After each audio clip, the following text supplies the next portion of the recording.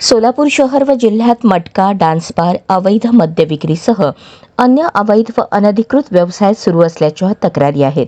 Police प्रशासनाने अशा अवैध व अनधिकृत व्यवसाय करणाऱ्या संबंधितांची माहिती घेऊन त्यांच्यावर तात्काळ कारवाई करून ते धंदे बंद करावेत, अशा सूचना राज्यमंत्री गृह, महसूल, ग्रामविकास, पंचायत राज, अन्न नागरी पुरवठा व ग्राहक संरक्षण, अन्न व औषध प्रशासन मंत्री योगेश कदम यांनी दिल्या.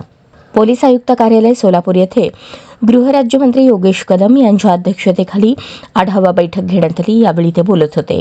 याप्रसंगी पोलीस आयुक्त एम राजकुमार, पोलीस उपायुक्त दीपाली काळे, अजित बोराडे, जिल्हा पुरवठा अधिकारी संतोष सरडे, अन्नधान्य वितरण अधिकारी ओंकार पडोळे व संबंधित विभागाचे अधिकारी उपस्थित होते. यावेळी गृहराज्यमंत्री योगेश कदम म्हणाले, महाराष्ट्रात सायबर क्राईमच्या गुन्ह्यांच्या तक्रारीमध्ये वाढ होत आहे. सायबर गुन्ह्यांची वाढ लक्षात घेता नागरिकांना तात्काळ प्रतिसाद देऊन त्यावर उपाययोजना कराव्यात. तसेच जिल्ह्यात अनधिकृतपणे गुटखा विक्री होणार नाही याची दक्षता घेऊन गुटखा विक्रीवर आळा घालण्यासाठी अन्न व औषध विभाग आणि पोलीस प्रशासनाने संयुक्तपणे कार्यवाही करावी. यावेळी पोलीस आयुक्त एम राजकुमार म्हणाले, सोलापूर शहरात एकूण 7 पोलीस स्टेशन आहेत. तसेच वर्षात 170 मिरवणुका असतात. त्या सुरळीत पार पाडण्यासाठी पोलीस प्रशासन सतत प्रयत्नशील आहे.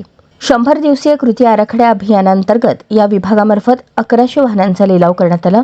तसेच पोलीस प्रशासनातील रिक्त पदे तातडीने भरण्याबाबतची मागणी त्यांनी यावेळी केली.